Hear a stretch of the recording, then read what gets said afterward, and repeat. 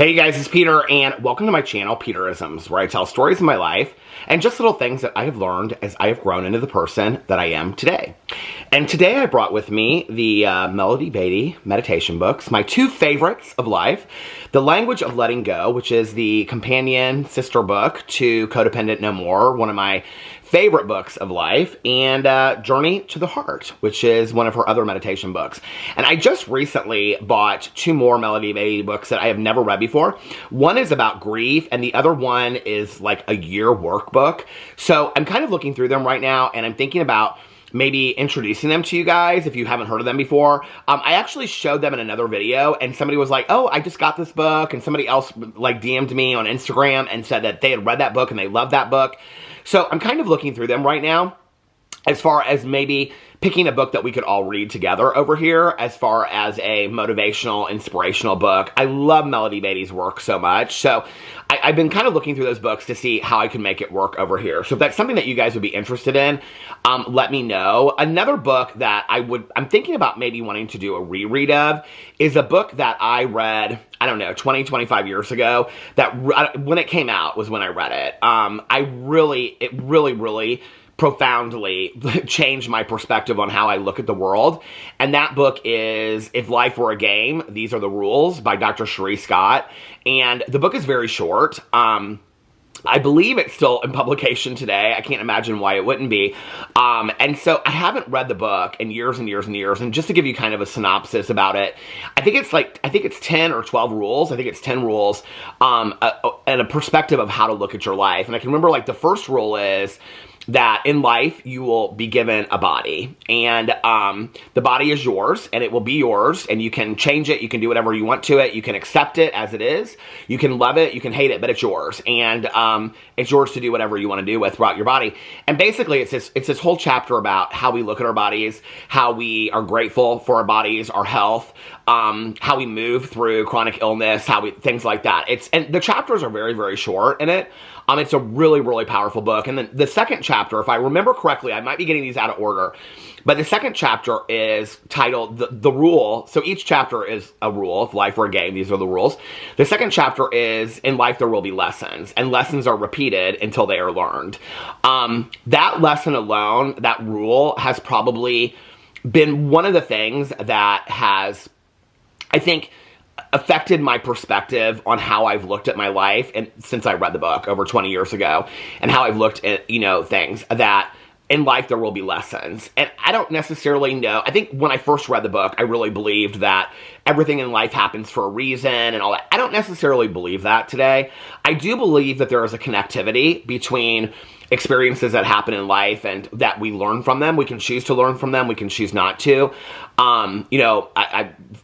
As most of you know, I am sober by way of a 12-step program. I have a sponsor. I've been sober for 30 years. My sponsor will say to me when I bring something to her, if I'm upset about something or angry or fearful about something, I'll bring it to her if I'm upset, and she'll say, this is an opportunity for change. Are you going to take it? And what she means in that is that there's a lesson to be learned by what you're going through right now.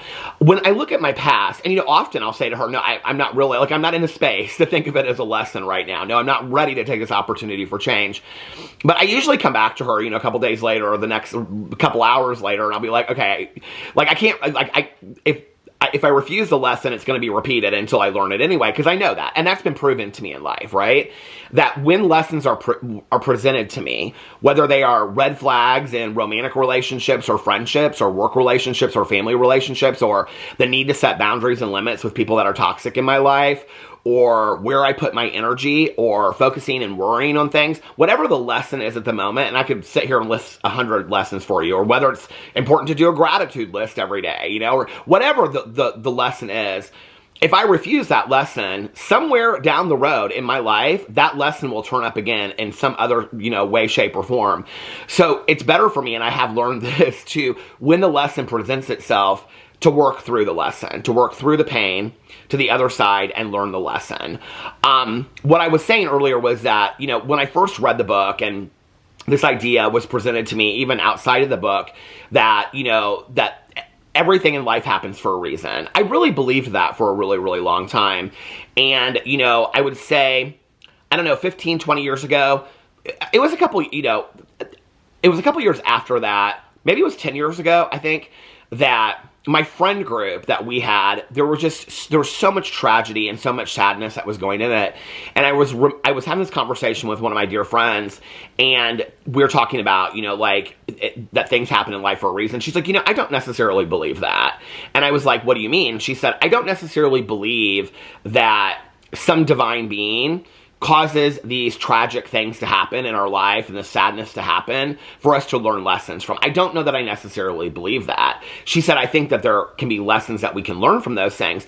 But no, I don't necessarily believe that, horrible things happen in the world just for us to learn individual lessons. And it really kind of made me reevaluate my whole idea of this.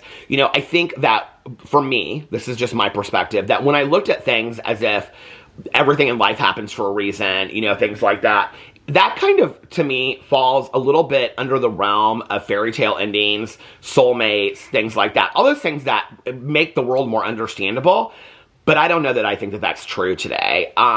Especially the more that I experienced just senseless things happening that caused a lot of sadness to a lot of people. I just don't know that I think that and sometimes it was very hard to find the lesson. I don't know that I necessarily believe that those things happened or were caused or some divine being put those in our path or in our life just to learn a lesson from. So it changed my perspective, and I had to reevaluate things. And what I reevaluated was that I don't necessarily think that everything in life happens for a reason, but what I do believe is that there can be a reason found, or there can be meaning or a lesson learned behind things that happen in our life. So today, when something sad or tragic happens or a loss happens in my life today, I try to look at what I can take from that situation. Maybe not in that moment. I think that's a lot to ask of somebody when you're going through the most horrific moment of your life, to say, what's the lesson you're learning? But, maybe 6 months down the road or a year down the road, to reflect back on it and say, what are things that I learned from this situation? What are things I learned from this breakup? How can I be a better partner in the future? Or what are things that I learned from my past partner that I don't want to repeat when I'm looking for a new partner?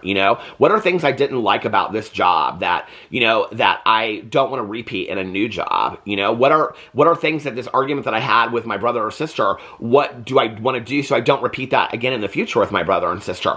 What can we learn from this experience of going through something, And I think that one of the most valuable lessons that I've learned by having gone through a lot of loss in my life is to tell people how you really feel about them while they're here, when you have the opportunity. I think we wait until funerals and sad times to tell people really how we feel, and even then we kind of hold back. But we don't really ever tell people, or I didn't for a long time, I guess, how I really felt while they were here. And that changed. That changed about 10 or 15 years ago, where I started, if I loved somebody, I told them I loved them. And if they meant a lot to me, I told them that they meant a lot to me. I guess it changed around 17 years ago, actually, because that was 17 years ago this May is when my mom passed away. And, at that time when I realized, I was so grateful my mom and I were able to have this very last conversation where we talked a lot about things. And it was interesting having that conversation because I asked her a lot of things I didn't know. She asked, me things. We had a lot of conversations about stuff. But what we felt for each other, we already knew that, But then after my mom passed away, I made this concerted effort that people in my life, I was not going to let things be left unsaid, because you just don't know. We're on borrowed time. Life is very fragile.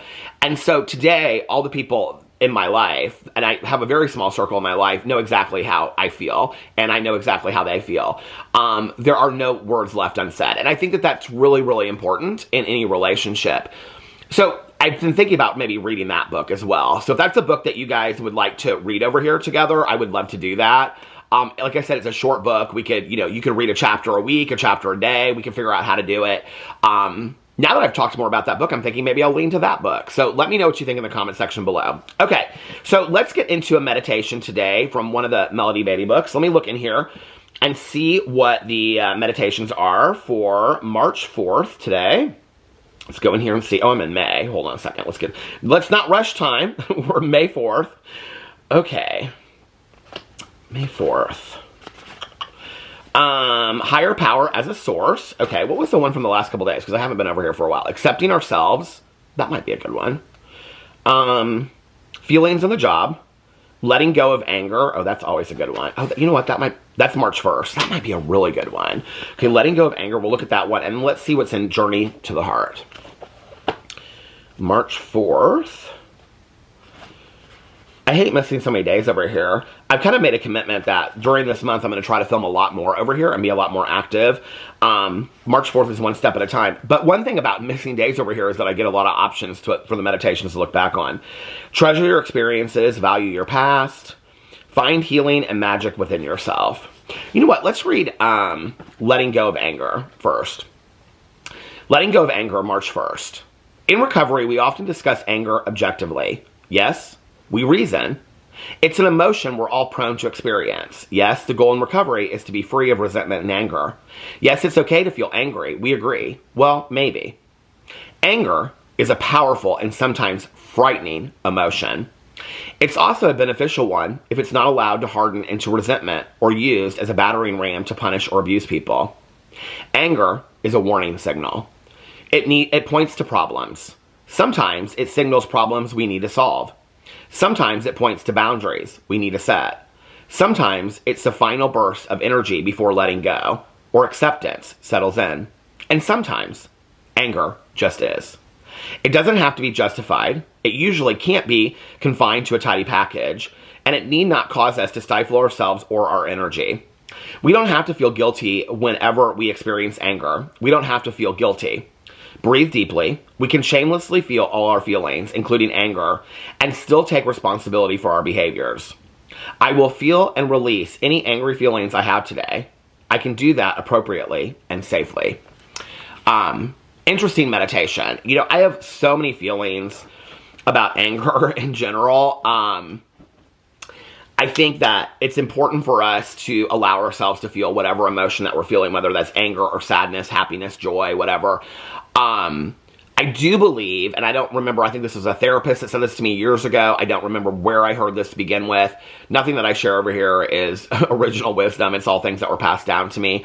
But I remember years ago somebody said to me that anger is a secondary emotion and compared it to like primary and secondary colors. And so when you think about primary colors like red, blue, and yellow, and how like red and yellow make orange. So, I mean, this was how it was explained to me. So I'm kind of like, you know, explaining it the same way. So if orange is a secondary color, then anger is a secondary emotion, which means that anger is covering up one or two more emotions that are made. So for me, if I'm angry about something, the emotions that might be underneath it might be pain, might be sadness, might be hurt feelings. It's usually not, anger is not my usual go-to emotion. I usually, maybe being misunderstood, maybe not being believed, maybe having people not have faith in me. You know, it might be, my anger might be from past things, of past trauma, childhood trauma that I've gone through that are bringing up reminders of that. So the anger is a combination of emotions that I'm going through. If I want to work through the anger, what I have to do, and maybe in that moment, okay, not to act out on it, to hurt anybody, to hurt ourselves, but maybe in that moment, it's okay for me to go in the backyard and scream, you know, scream into my pillow. Maybe it's okay for me to feel anger. I think that's one of the things that we don't really talk a lot about in our world is the right to feel anger. I think that anger is a necessary emotion. I want to say that again.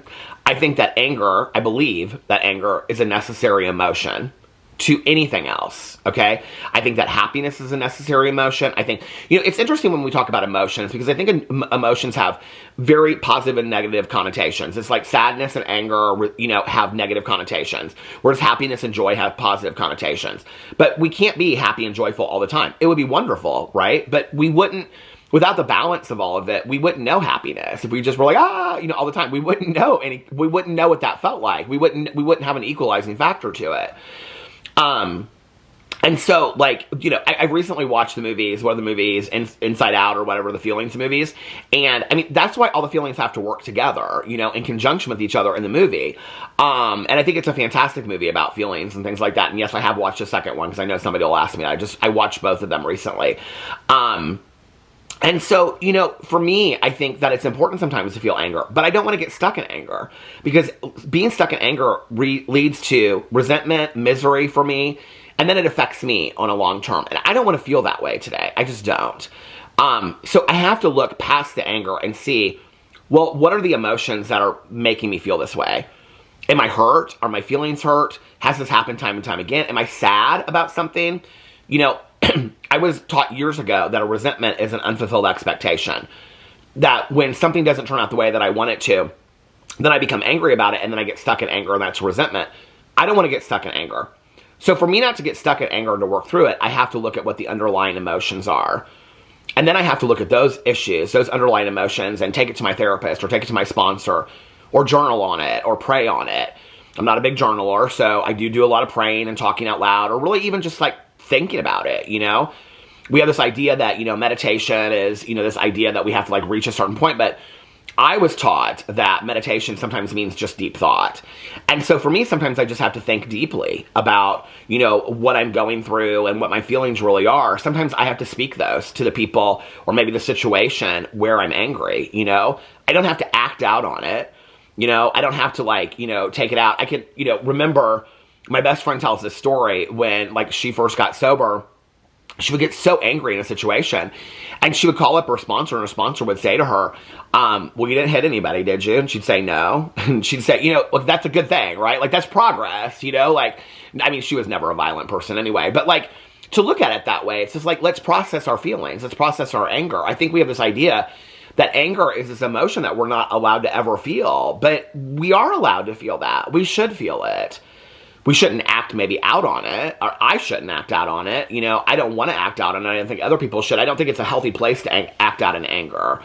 I think it's healthier to look through it and see what the underlying emotions are and why I feel that way and processing it. Because if I don't, like I was talking about, lessons are repeated until they're learned again, I'm going to come back to this place of anger again.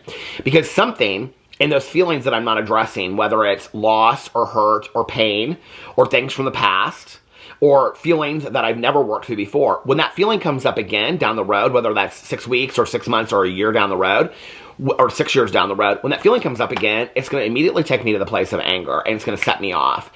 This is one of the things I had to learn in working through anger in the last couple years, is for me to work on that, not getting set off in anger today, I have to work on what those underlying issues are, because if I'm not, then I'm going to go back there again someday again. And I don't want to go back there. I don't want to go to that place where I'm angry all the time. I just don't, you know, like, we only have so many days here on earth. I don't want to spend those days being angry and bitter. I just don't, you know, and I don't want that for anybody else either. So this is a good meditation. Let me know what you think about the books in the comment section below. If you have a suggestion for a book that you would like us to all read over here together, I would love that as well. Let me know in the comment section below. I love you guys, and I will see you tomorrow. Bye.